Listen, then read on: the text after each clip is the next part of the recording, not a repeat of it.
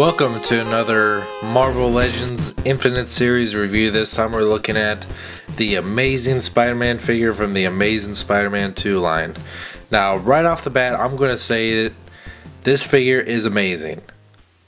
But, this is a big but, I think it is an amazingly boring figure too at the same time. And why is that? I'm going to get off my biggest complaints right off the bat. I just think the figure is very boring looking because it's just straight, just straight from the comics. It's trying to be as far apart from the reboot as possible now. And I just really like the suit best from the first movie, even though the figure itself from the movie is inferior to this one. I like the overall look of the first Amazing Spider-Man movie suit because it looked like something a kid would actually make, and you actually see a step-by-step process of how he made the suit, and it felt like its own movie. It felt like its own costume. It didn't feel like it was straight from the comics or just part of the previous trilogy. But they just fucked it all up and went with the new for the new movie, went with just a straight up comic design, and I think it's really boring. That's my biggest gripe. But back to the figure. The figure itself is really cool. It has some amazing points of articulation. It has a traditional Marvel Legends neck joint here. It has a really neat torso chest articulation, which allows for some really cool web slinging action. His shoulder does go in and out, and is as a bicep swivel here, double hinged elbows with a little bit of wrist articulation. He has an ab crunch right here. His waist turns around too. Hips are on a ball joint with a mid-thigh cut. Double hinged knees. And a little bit of foot articulation as well. And on to his accessories. He does come with 2 pairs of hands. He has closed fists and web slinging hands, which you just simply pop these off.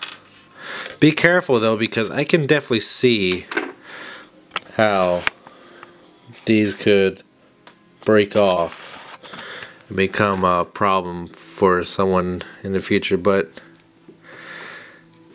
they don't seem too fragile. But if you're just a little bit too rough with it and just the wrong way, I could definitely see some stress marks going on there.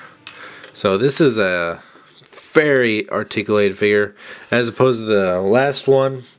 I'm not scared to bend his elbows as opposed to the old one, where it just feels like once it gets to a point it's just bending, like it's just bending the joint.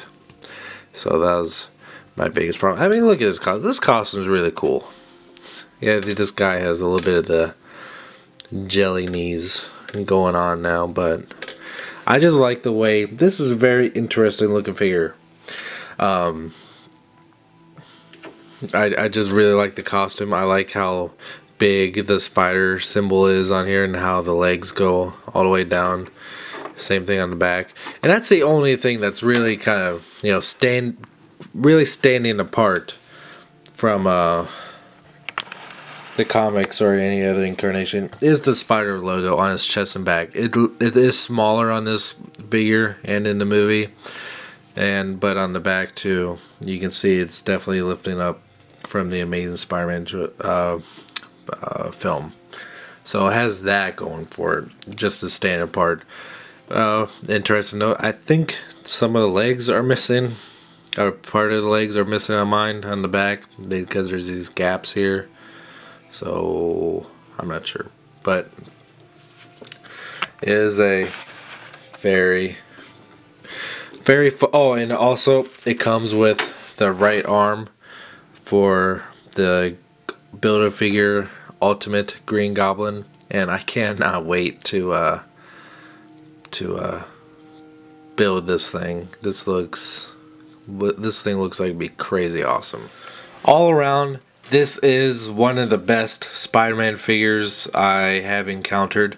It is far above the 6-inch Amazing Spider-Man figure that came out for the first movie.